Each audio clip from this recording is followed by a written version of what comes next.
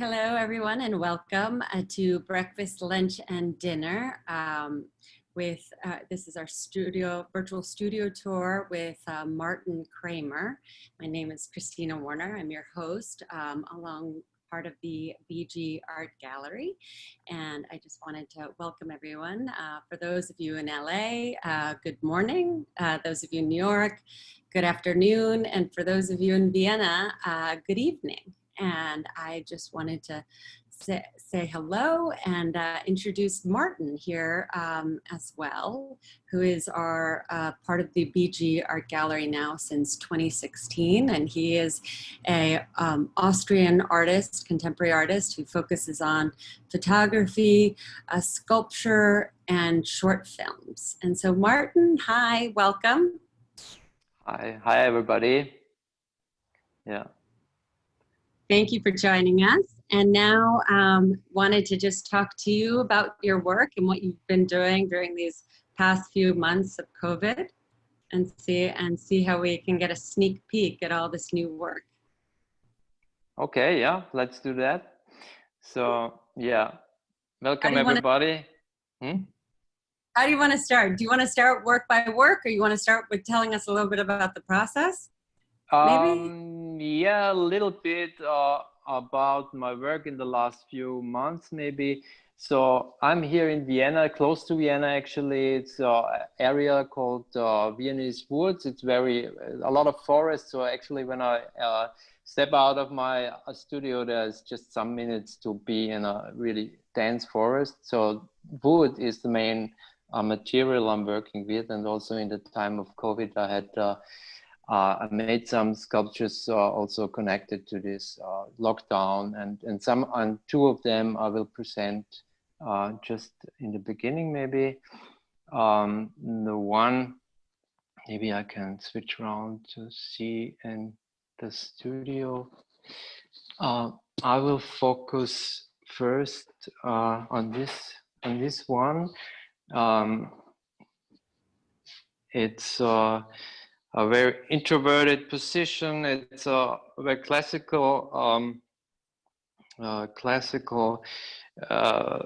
sculpture, but it points out like also this lockdown situation a bit into being that introverted and waiting.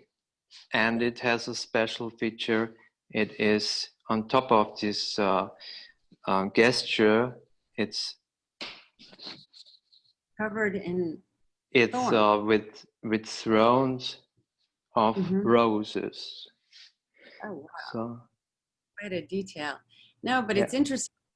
Your work right now seems to be focusing on what we're all experiencing internally, and kind of looking within ourselves. And this pose is not only like a moment of reflection, but it sort of shows that they're physically looking at themselves or looking down and pondering like the moment, which I feel like we all have been doing a lot of since we've spent so much time inside or on lockdown. And the thorns, it's kind of an unexpected, I don't know. I almost wonder if it's like a poking or a gesture, like a gesture of like a thorn in your side when you're having like a difficulty or experience or trying to overcome a difficulty. There was the expression of a thorn in your side. So I don't know if that was what you were intending with this piece, or. Yeah, there are both sides in this work. So a thorn can be like external, as you explained it, yeah, but also a symbol. So you have the crown of thorn. This is a symbol which is very much used in art history, and in this case, I think I saw it as a gesture which is a bit. It's introverted and it's also offensive a bit to the outside world. So it wants to be inside in the inside world and wants to be, Are those real prefers to be. Yeah, they are real rose thorns. And they are glued with, and I was very amazed because they are really they stick so good on it, so you can What really move. do you use? That looks it looks like it's crazy glue. What sort of No, it's glue? not crazy glue. It's just the glue. It's just a wood glue. Oh, wow. But it sucks into the dry wood, so it's really a good joint. Yeah. That's incredible. And approximately how big is it? Because I mean, This is about 50 centimeters. okay. Yeah. Yeah, Not more. even 50, maybe 45 or like this. Okay.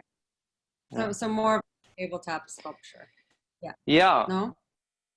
There are more sculptures of this period of time, and there is one also. This is a life-size figure in lime wood, and this is quite a wood which I had there around the studio for some years, and I used it for like in May. I started with that, and it had came that it already had some special beetles inside. I will explain that to you.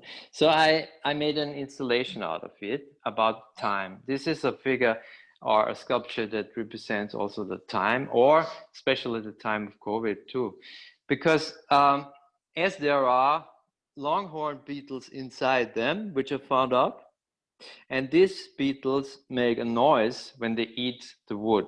So I tried to make a setup where I can record and put that online maybe. So I just, I'm doing that now. And I had a microphone put inside one of these holes. There are some of them.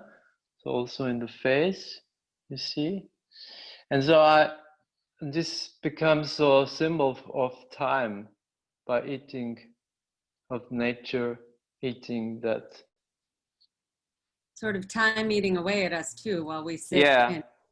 Yeah, Sure. no, I see that. And then, I mean, it's funny with the beetles. I didn't know about the beetles. I always think of termites when eating wood. But No, this is right. But there are a lot of beetles and youngsters of beetles who are eating in the, especially there are various kinds of longhorn beetles, and you really can hear the noise they make when they bite. So there are studies about that, and I already heard them eating, but I could not manage to record it till now. But I'm working on that setup. that's great. And how long did this piece take you to make? You said you started it in May, so I'm assuming the Yeah. past week or This is some. I mean, about. This is rather rough, and it's easy, not easy, but the wood is relatively soft, so it takes me about 14 days, 10 days, 14 days. oh wow, okay, that's amazing. And then I see that there's another sculpture behind the weighted legs. Yeah. So Yeah. this is also a piece from a series. I will show you more of this series. All of these pieces of this series are made from branches around from the forest around here, and they are combined with life-size legs or hands. Yeah. In this case, there's a leg. There are foot of like this like human size and life size, and it's only the only hands and foot. So and the rest of the piece is like naturally grown. Yeah, and I will maybe it's good to have the other pieces too. I will just walk a bit through the studio and Sure. let you see this too. So this is the same procedure, the same structure. These are branches, grown branches, and put together in specific way that there's in this case is two snakes facing each Mm-hmm. other, becoming a like balanced or not balanced Mm-hmm. But position. it also sort of looks like you have the human form merging with nature at the same time. Like there's Yeah, this play in the two worlds, you know, and seeing that right now with the positive and sort of the negative with the yeah, colors, dark. It's a nice. There's a nice balance there. I yeah. mean the arm sort of reaching out. You can't tell if it's a snake or if that's like an elongated arm and hand with fingers there. Yeah, that's the same. That's both of it. So it's uh, the hand or it's the snake. So this it's also in balance or it's not in balance, because many people don't see a balance. Many people say, okay, whether the left or the right is more strong, or this is very individual how it was, how the people see it, and it's very interesting to Yeah. talk to the people how they No, reflect on that. true, because also like I mean everyone in day-to-day lives, I mean there's always a push and a pull, you know, so Yeah, that's kind of again going back to your whole theme of the sort of yeah, working on internal you know, struggle. We all face sort of the positive and the negative. Some yeah, days are good, days are bad. So you know there's that play too, and then you yeah, have another one, love it as well, yeah. that's And on top of that, there is also a piece I like very much. It's a lot of, yeah, it's funny. It's somehow a position a surfer could have, yeah. And it's also just the feet are carved, and the rest is assembled from branches. So the title has a lot of tension, and also it's kind of loose. So I like this very much. Mhm.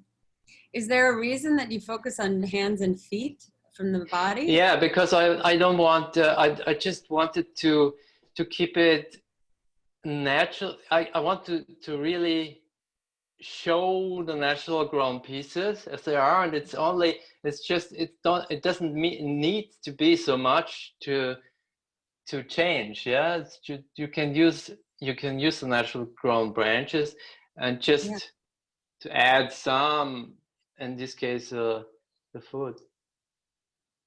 no, that's incredible. And now I know you have a few other pieces as well around the corner. You want to Yep. post So we those to? turn around again, and I maybe if it's interesting, I just walk a bit through this other room. Here's a sculpture which shows one piece, but also a group of people, and Yeah. this means that personality is like a party, and it changes when you walk around. Hmm.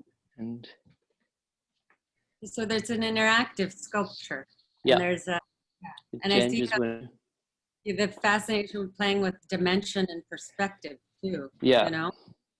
and also is typical because it's placed with the surface and the core. So it's always in my sculpture.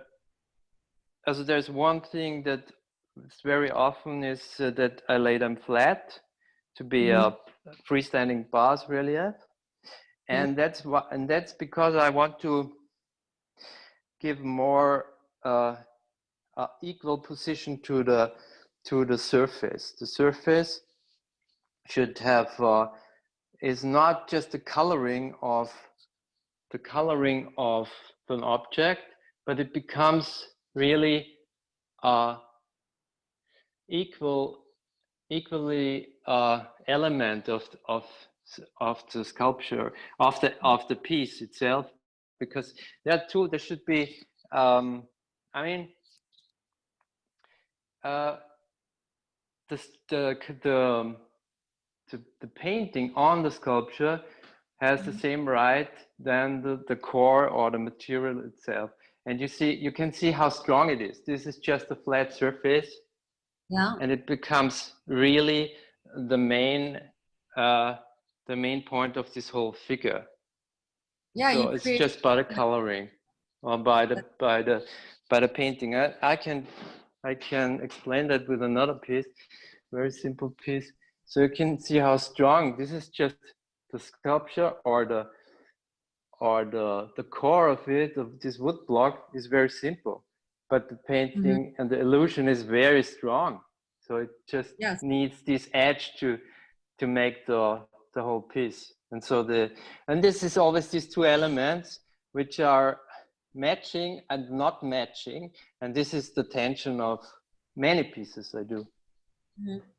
Well, there's a sense of like flatness to some of the sculptures that you have, but then by painting the physical flatness, and then by painting them is where you create the depth and the perspective. Like it's almost creates another dimension to them. Like even just seeing the faces themselves, they look like, you know, if you were to look at them from the side, that almost like you could see a profile, but you turn them to the side and there's, you know, there's not, it's sort of it's a flatter profile than what we're, you know, they totally this transition is totally abstract then, and really is totally flat then. And I mean, it's sort of amazing how flat they are and how they're able to stay up being that's that's advantage to use wood. It's and you mentioned when we last spoke about the fascination with wood, and I know you were talking about a little bit when we spoke before about growing up in the Viennese woods and being sort of surrounded by it now. Is that why you felt you wanted to work with wood, or is that what inspired it?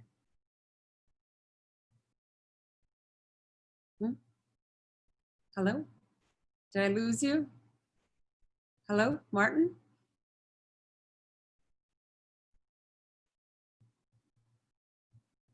Hello?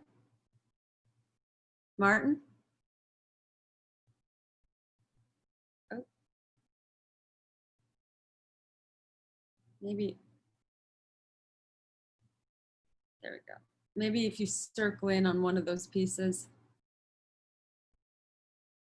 Hello. Did I lose you? The audio? Uh-oh. Maybe. It works now. It's working? You're back. Yes. Hi. Okay, sorry. I think No problem. Some technical difficulties are normal these days. Okay. So I'm asking about the fascination, what you had mentioned when we spoke last about the Viennese woods is where you're sort of living and surrounded by, and that I would imagine that's sort of what inspired you to start working with wood, no? Yeah, I think so. It must be really early, in an early stage of my life. I was just playing in this area, and I used it for carving and playing and building tree houses and like that. So it was very a material of plenty, you could say, because it was I could use it for everything, and I got used to use it. So it came by. I mean, and later on when I was designer, furniture designer, I also focus on using the wood. It came really natural to me. It was not a decision, but it came. So No, I get it. It's plentiful and it's malleable. It's easy to work with. That's reason enough to want to work with it. Yeah, no, that makes sense. And then you have some other works behind you, I know, and you wanted to show us a video as well at some point. Okay, so we can turn to the video. For instance, this is part of, this is part of a video, and in general, since 1 year, I was I thought I will for sculpture. It's always like to bring it to a point where it's finished, and I wanted to connect the time to sculpture, and so I tried again so I introduced video to it to have that possibility. And again, there is a surface which can do things, and there is the core on which this all happens. So this is an example for how I used No, time. it's good to see your process and the fascination with the process, because with most sculpture you sort of just see the end product. So it's these films are great to sort of capture the process along the way. So and these were like Marcel Duchamp's descending woman on a stair is about 105 years old, and I'm 108 years old, so I made this sculpture as an homage to it. Oh, as an homage to it. That's fantastic. So these are works from New Zealand. I was an artist residency this year and last year, the last few years, working there for 1 month in winter. And these are works from New Zealand. I have some of them. I showed you the cat on the wall, and this is the sculpture to this film and some others. So I tried to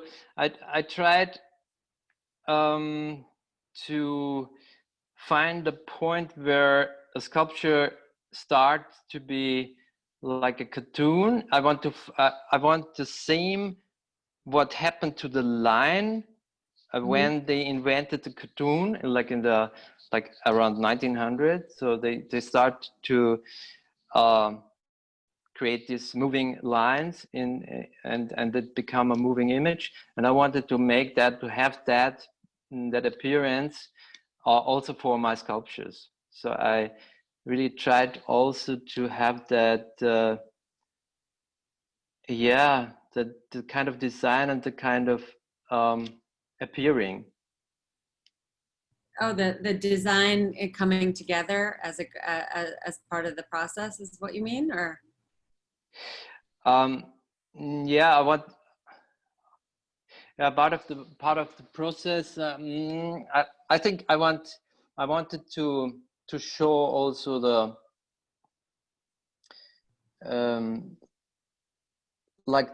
charm of these first of these cartoons of the early times.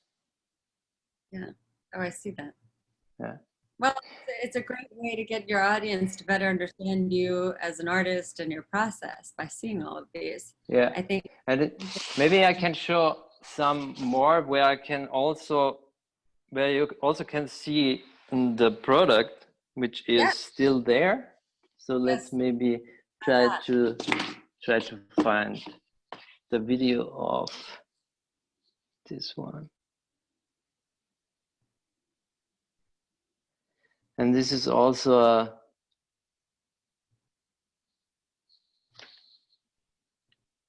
a piece where you can see how things happen.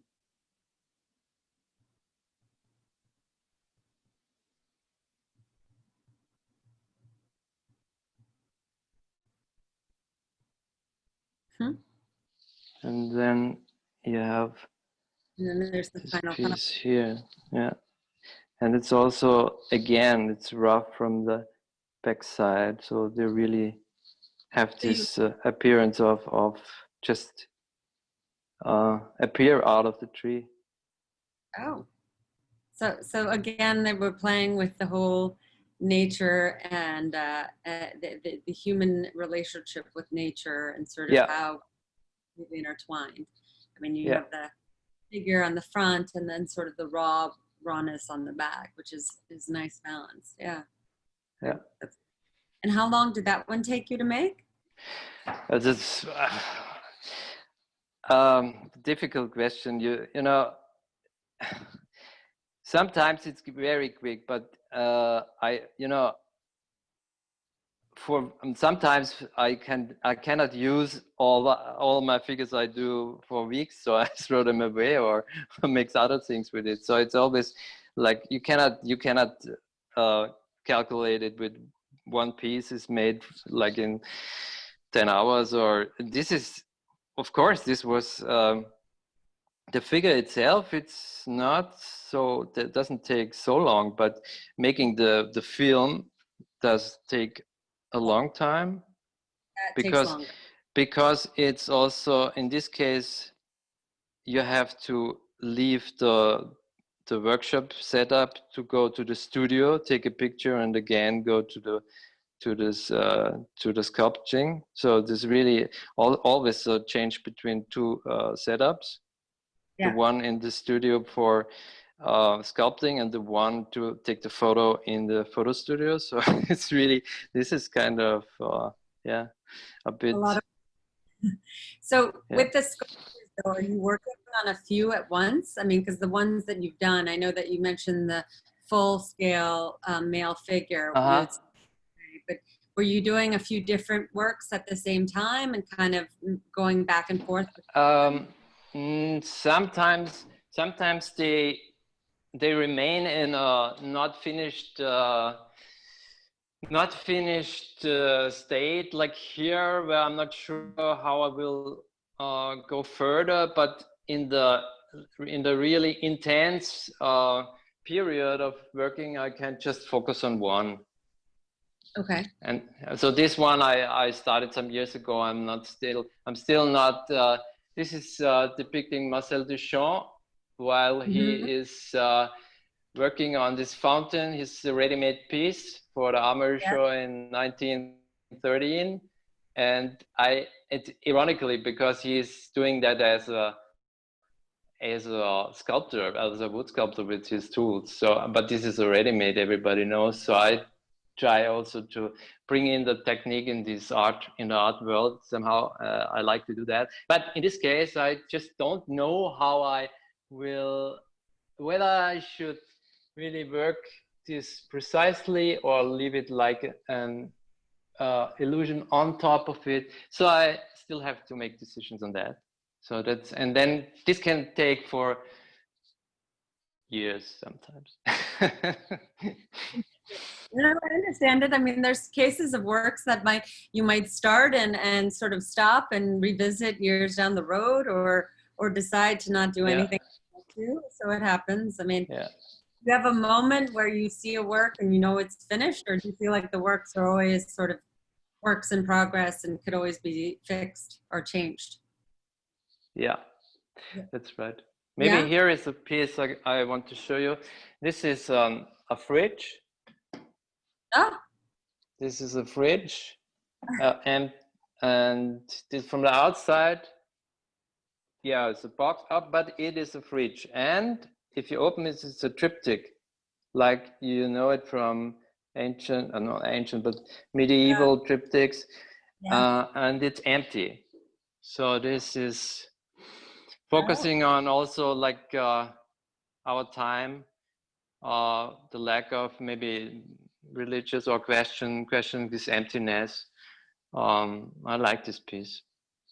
Yeah, no, that's also kind of also, even though it's a fridge, it kind of goes back to, again, your theme. I mean, it's a strong theme you have of working with the internal and sort of exploring that and all of the unknowns that you have in life, you know.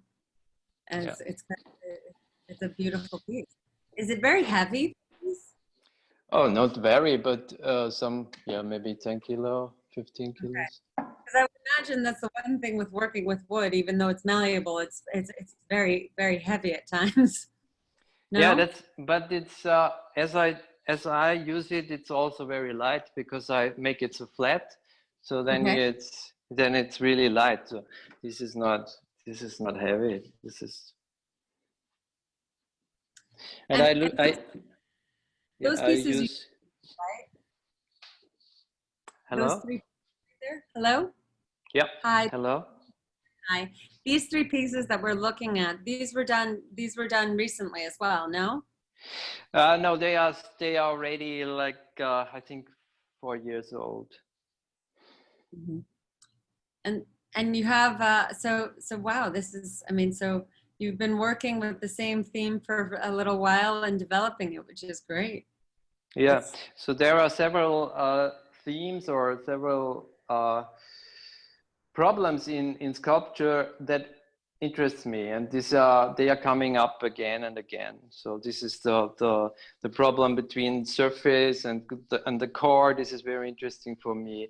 Or freestanding relief is connected to that. Or the life-size figure I will focus in the future. It's very interesting for me to have this physical like life-size. This is something really appealing to me, to have a counterpart when you make it, which is as big as yourself. So that's really very interesting when you bring that to life out from the trunk. So this is I will do more of these bigger life-size things, I think, in the future. I sort of like the idea of being maybe having some company in the studio while you're working. Yeah. I mean, there is I don't know the Greek myth for Pygmalion. Some of the Greek sculptures. There is a story about that too. Yeah. Pygmalion. Yeah. I mean, Pygmalion, yeah. I think. Yeah. That's He fell in love with I think he was the one. He fell in love with the sculpture he did. Yeah. Well, I can see that happening with your work. They're beautiful and very, very interesting. Thank you. So really enjoyed this chat, and I just wanted to say thank you so much for taking the time to walk us through this and the sneak peek of all the work. It's great, and we hope to do it again. And thank you to all of those who joined us today, and to let them know that if they want to reach me, they can contact me. I put my information in the chat, and I look forward to future events and wish you well. Thank you very much. It's great to have you here. Thank you. Take care. Bye-bye. Thank you. Bye. Bye.